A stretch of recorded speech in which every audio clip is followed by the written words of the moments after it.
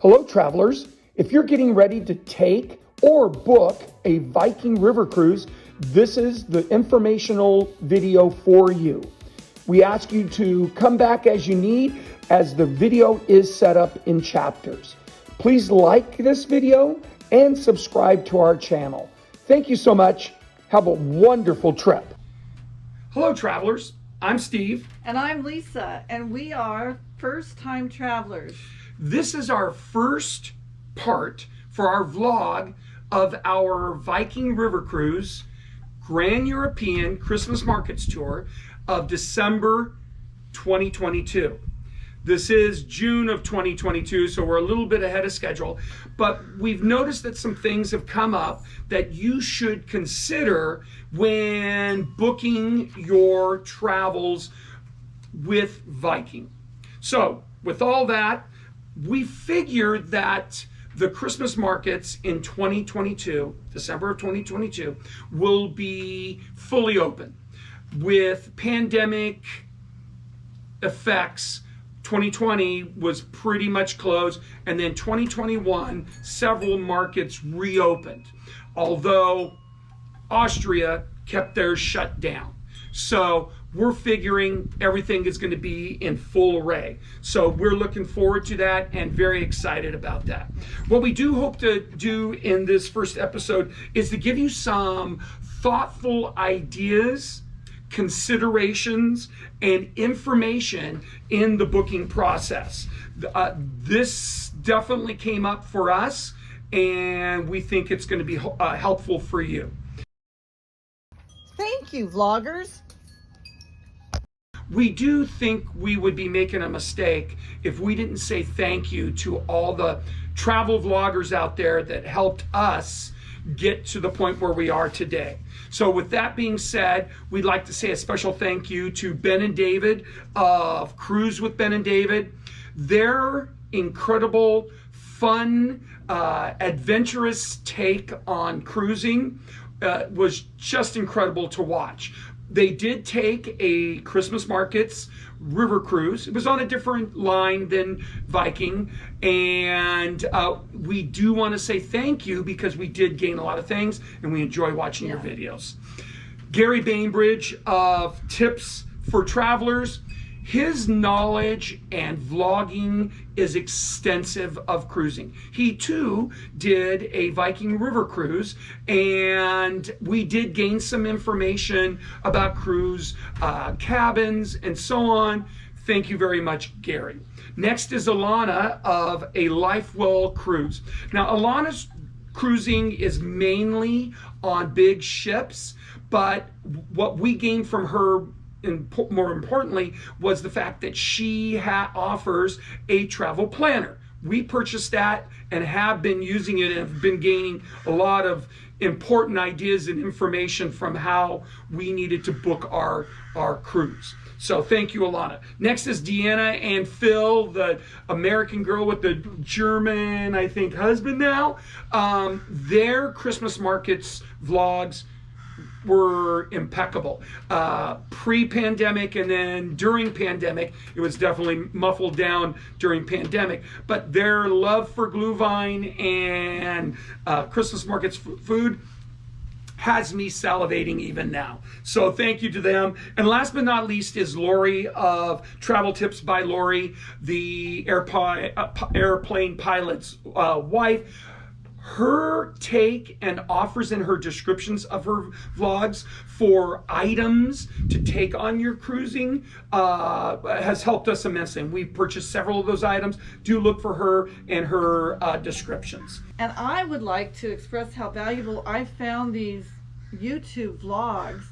They helped me with understanding the nuances of travel and packing.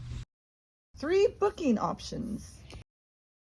What we're going to do is talk about your options in booking a cruise. Now, mind you, I know there's many more options than the 3 that I have selected, so don't hesitate to, search the web and see what might fit you. But Number 1, Viking.com. here's some things to consider. Number 1, booking directly with Viking. Going on Viking.com, I started there.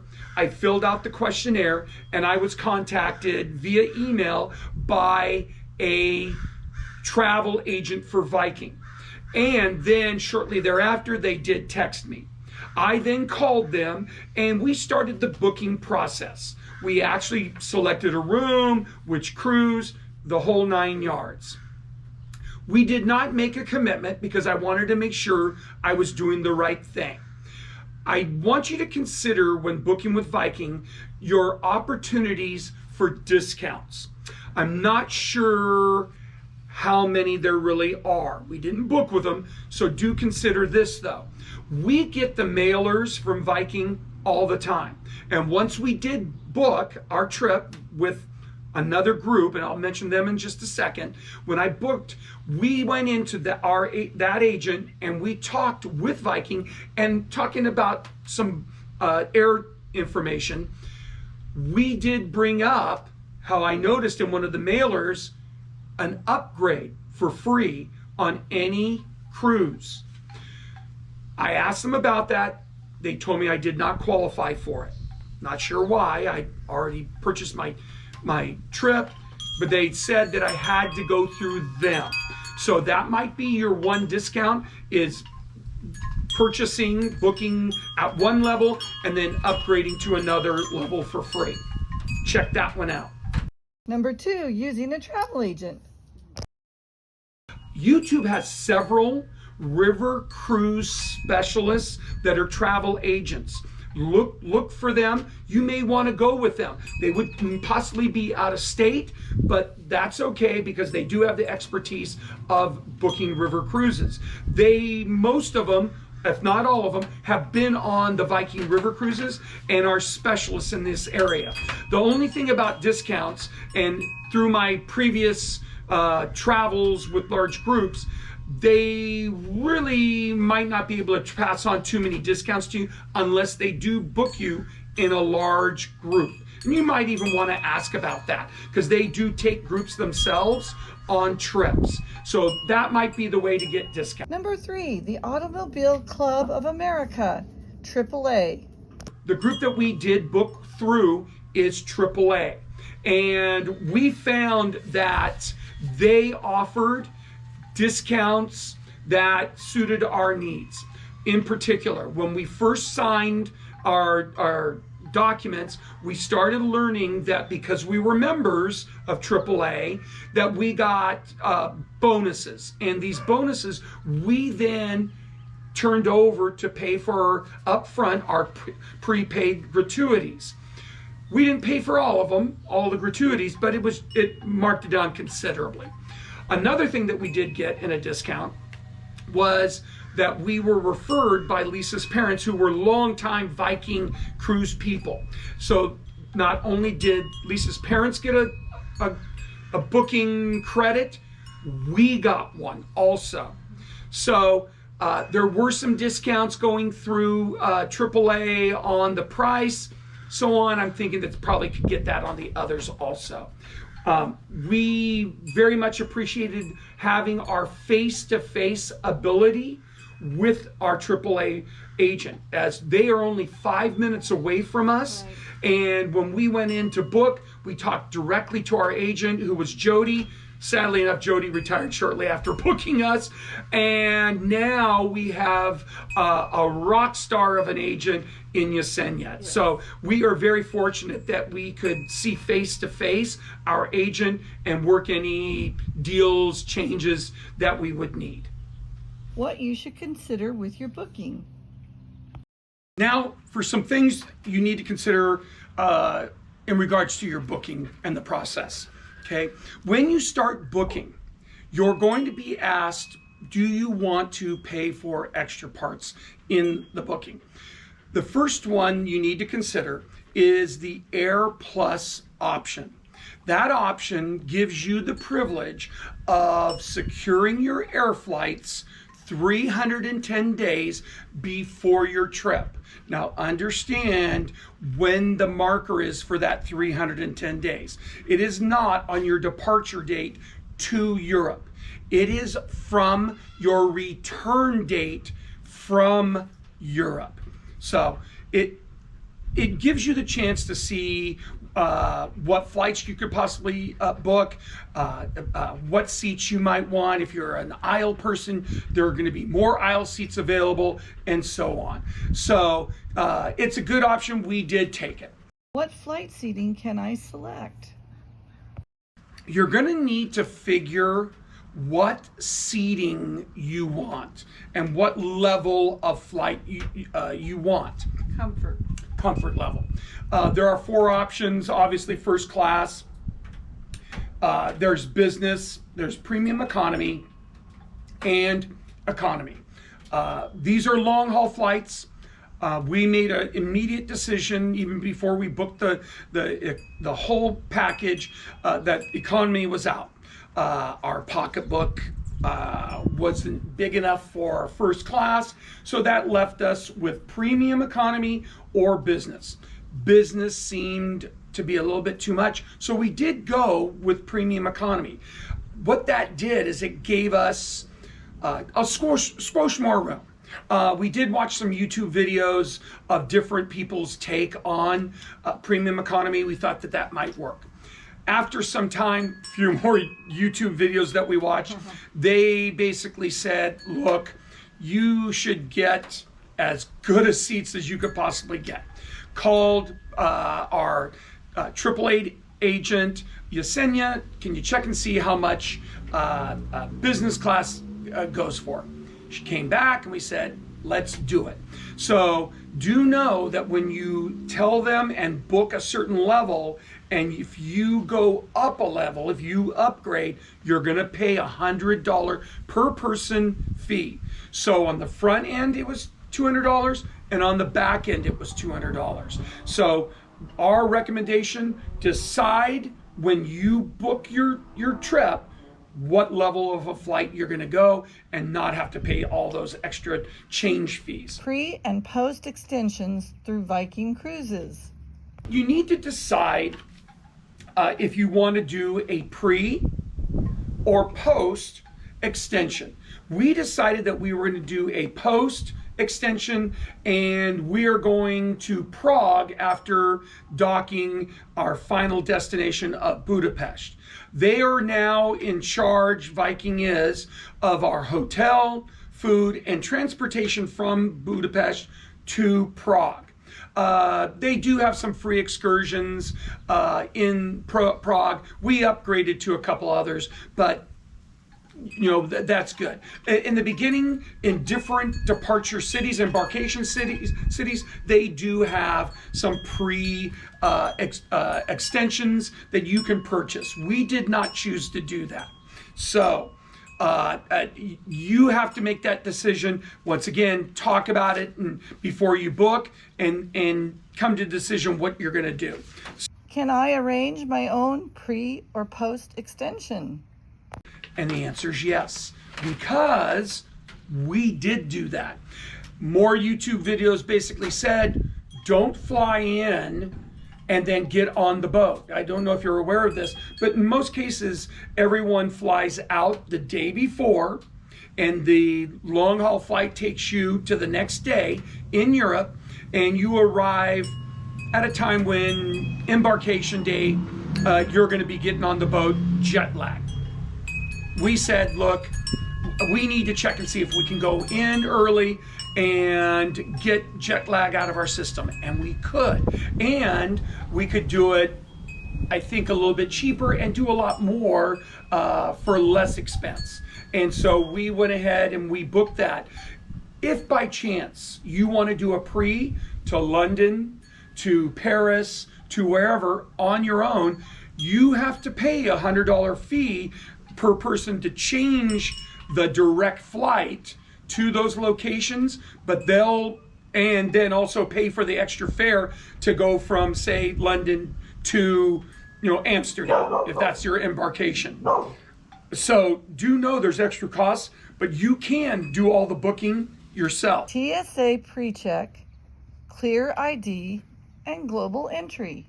Now understand this, we have been TSA pre-check people for now we're 6 years. They're in 5-year runs. So 6 years ago, we did enter into the TSA pre-check program for $85 a person, and loved every minute of it. It's like you're given the free pass to go into the carpool lane, the diamond lane. And you don't have to take your shoes off. And you don't have to take your shoes off, your belt off, pull your stuff out of your backpack. It's wonderful.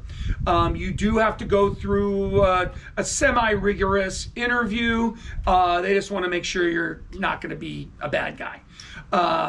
The CLEAR program actually is a little bit better. Our daughters had it. We went through TSA pre, and all of a sudden we see our daughter being walked to the front of the line. We're thinking, what the heck? It does cost an extra charge also. Do know that we went on our daughter's family plan and have loved every single time that we've used it. So those are two options domestically that highly recommend. The global entry program, we got the $100 fee waived by American Express. They actually told us, hey, we'll do this for you in an email. And I entered into the program, did the applications in January. You'll have to check with your credit card agencies if you can do it. What is global entry? Well, real quick, it's the diamond lane. It's the carpool lane for coming back into the United States. If not, you go stand in line at customs, wherever you're flying back into, and whatever happens time-wise, you're a slave. But with global entry, you get to go to a special line that tends to be shorter and get you through without all the rigmarole that the typical people have to go through. Highly recommended. Check your credit card agencies and see what they have to say about it. Did you have something to say about all that? Well, as Steve said, that he signed up in January for us, but we have to go through an interview system and at the airport, and we aren't getting our appointments until September. So make plans to sign up ahead of time. Yeah, it definitely, we're in June right now, and we still have a few months before our interview happens, but luckily enough, it is in September, and we don't depart until later in the year, well after the global entry interview. So it should take just a couple of weeks to process that, and we'll get that information after. Passports. Lisa would like to talk to you about passports. Well, my passport was expired at the time we decided to take this trip. And so just make sure that your passport is current. And if you don't have one, it does take time to get a passport. The length of time is actually, it took 6 months the first time I got a passport. And you can call down and see how long it's going to take if you don't have. Okay, so as Lisa says, it takes a long time to get your passport. You can pay an extra fee and get it expedited, expedited to you a little bit quicker. All right, so the next thing is you need to have all that passport information so you can enter information on myvikingjourney.com. I'll talk about that in just a second, but getting your passport, taken care of and up to date is all very, very essential. Travel medical insurance. One of the things that we learned when we were booking our trip with our agent Jody at AAA was that they did offer travel medical insurance. Type 1 diabetic, Parkinson's person, we felt that this was probably pretty important, especially when she said that it was very viable when you're in a location where you maybe had to be helivaced out. So do look into that if your health is a question. Also, don't forget, when you travel with meds, keep them in the original bottles, the labels and everything. Carry them on all your meds, all your durable medical supplies all should be carried on. I made a mistake when we went to New York City and packed my durables, and they lost my bags for a day. So be very smart with all of your medical items, but you don't want to cast any illusions that you're doing something wrong with your meds being in multiple different locations. Some other things to consider. If you book a typical cruise, you're going to fly out the day before embarkation. So you're going to fly from the United States to Europe, and you'll get in the next day because it's a long haul flight. If you're thinking that jet lag could be a problem, it will be a problem. We saw that on many YouTube videos. Consider going in early. That will cost you, but go in early. We're doing a self-booked extension. That's so that we can get through the jet lag, see some things where we're going to embark from that we normally wouldn't see, and probably cut some costs too. So do think about what you're doing pertaining to departure and jet lag. Night before departure. If you have an early morning flight in departure from the United States, maybe spend the night before at the airport. We do that rather regularly when we fly out of LAX, and it makes it so much easier to get to the airport, not have to worry about traffic on the 405. And so consider spending the night. Always consider the weather. No matter when you go to Europe, consider it that it's going to rain. 12 months a year, it rains. My recommendation to you, get a hooded rain jacket that you can crumple up and throw into a backpack, a sling pack, just so that you can have it on hand. Both Lisa and I also have Gore-Tex tennis shoes. I'm a Hoka fan, love my Hoka Gore-Tex shoes, wear them all the time. They're right there. And Lisa has On Cloud shoes. Now, On Cloud come in high top and low top. She has the high tops right there.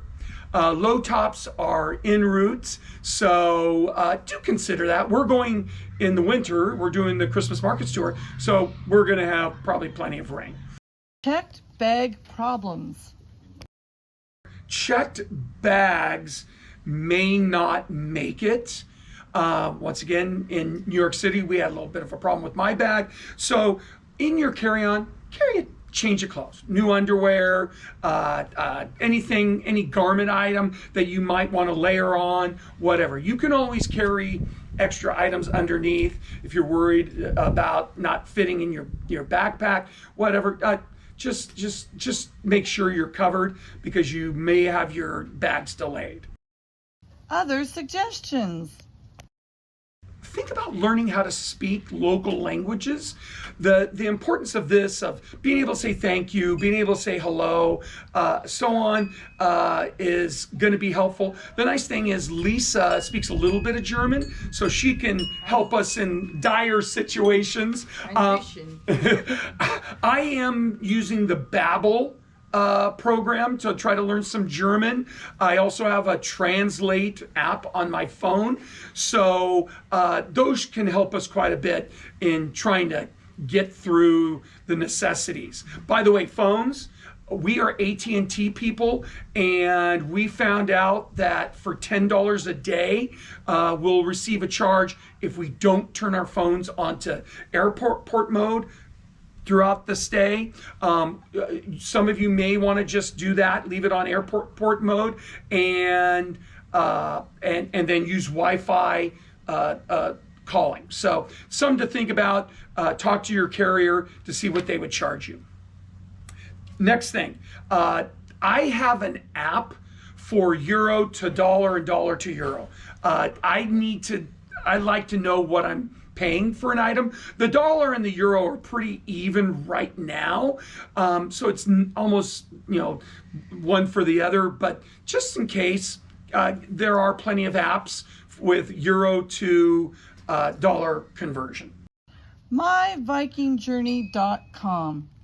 Last but not least is myvikingjourney.com. We mentioned it before with doing your calendar items and so on, your personal information. When you finally get booked and everything, your deposits made and so on, you're going to receive emails and the recommendation of you going on there and creating your account. Wonderful, wonderful place, as you can see in the picture, to see your calendar. From your calendar, you can pick excursions, pay for excursions. If you book with Viking directly, you can make payments on there. Your flight information's on there, all the personal stuff that you have to enter. It's wonderful. They'll give you updates of what ship you're on, what the ship you can expect to see. The calendar is incredible because it goes day by day, and then it'll show you which excursions are possible, how much they cost also. So it's a great idea to get into that, get created. Once you get on the ship, it's My Voyager. It's an app that Viking has that you'll use specifically for the boat to talk to you directly on that app too. But you can't use it until you get on your cruise. So with all that, we're going to call it an end now. Do know that we would love you to like this video. We would love you to subscribe, because we're going to have an intensive series of videos of our entire trip that's going to turn out to be roughly 3 weeks, and all the documents that come in and so on. We want to share that with you too. Anything else that comes up, we'll shoot you a quick video. Nothing as long as this. I'm sorry that this took so long, but we hope that it's useful for you. So I'm Steve. And I'm Lisa. And we are first-time travelers. We hope you have safe journeys, safe travels, and look forward to our next video. Goodbye. Bye.